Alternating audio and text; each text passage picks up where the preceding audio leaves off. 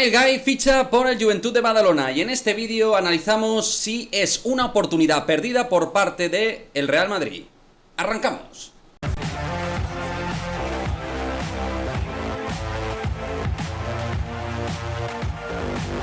¿Qué tal, chicos? Muy buenas, bienvenidos a otro vídeo de Madridismo al Día TV. Pues vamos a hablar en un canal madridista de Kyle Guy, porque efectivamente ya es oficial. Kyle Guy ficha por el Joventut de Badalona, podremos disfrutarlo en la Liga Endesa, y es que es un escolta del cual hemos hablado bastante en este canal, como un escolta interesante en el último año, de un jugador que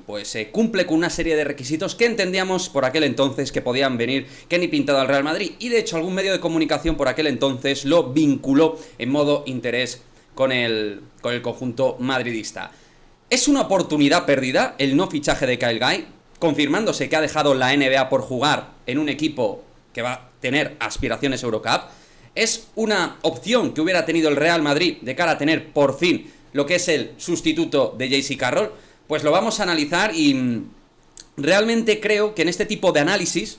no sé qué os parece a vosotros, me gustaría que dejéis una opinión al respecto, es muy importante el contexto y el global del roster, qué armas tienes dentro de tu línea exterior, de tu batería exterior, y dependiendo de esto, pues quizá puedas verlo con una perspectiva u otra, el no fichaje de un jugador como Kyle Guy. Si nos vamos a lo que fue la temporada pasada, que es cuando pierde el Real Madrid a J.C. Carroll, un estandarte en cuanto a triples, anotación y puntos se refiere dentro del puesto de escolta, pues obviamente vimos muy claro que al Real Madrid le faltaba algo de tino, acierto y potencial dentro del tiro exterior. Un jugador capaz de correr los carretones, los bloqueos indirectos y generar tiros con un índice de celeridad alto y con un índice de acierto también evidentemente alto. Claramente, hay que decir que en esta última temporada y la anterior, pues sí que uno tiene la percepción de que faltaba ahí algo, ¿no?, dentro del puesto de escolta. Entonces, ¿fue una oportunidad perdida de cara a la temporada anterior el no fichar a Kyle Guy, por ejemplo? Sí, para mí sí fue una oportunidad perdida, teniendo en cuenta cuáles eran los aleros, escoltas y bases con los cuales se predisponía a competir el Real Madrid.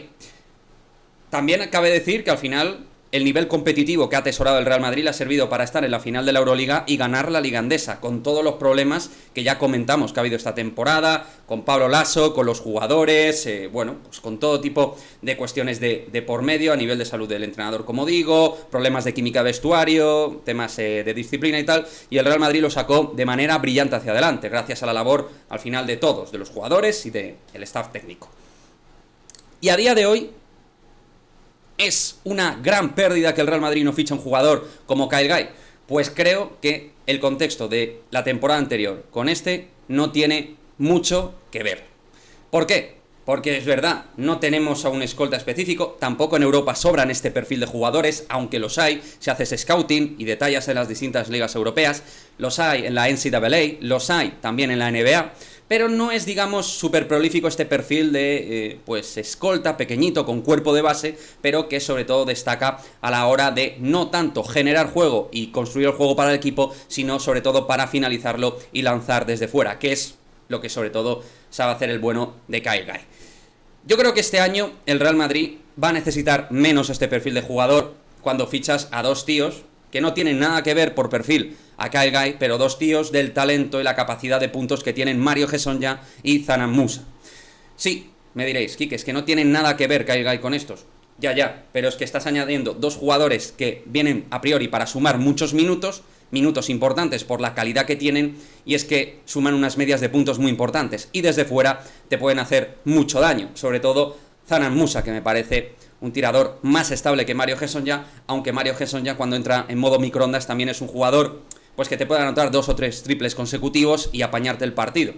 Al igual que hemos visto este año hacerlo a Fabián Coser, porque Fabián Coser ha cogido ese testigo y ha sabido tomar el liderazgo como escolta de facto titular del Real Madrid en los momentos clave, en los momentos clutch competitivos del equipo. O sea que yo creo que el Real Madrid tiene opciones para poder anotar desde fuera y para administrar y generar puntos para sí mismo, porque Zanan Musa es eso, un tipo que tiene esa independencia y autonomía para generarte canastas de manera súper solvente. Mario Hezonja, tanto en transición como en el 5 para 5, también sabe hacer exactamente lo mismo. Zanan Musa demuestra en Breogán que es un muy buen tirador, ahí están sus porcentajes, asumiendo también muchos tiros, distintos tipos a los de Kyle Guy,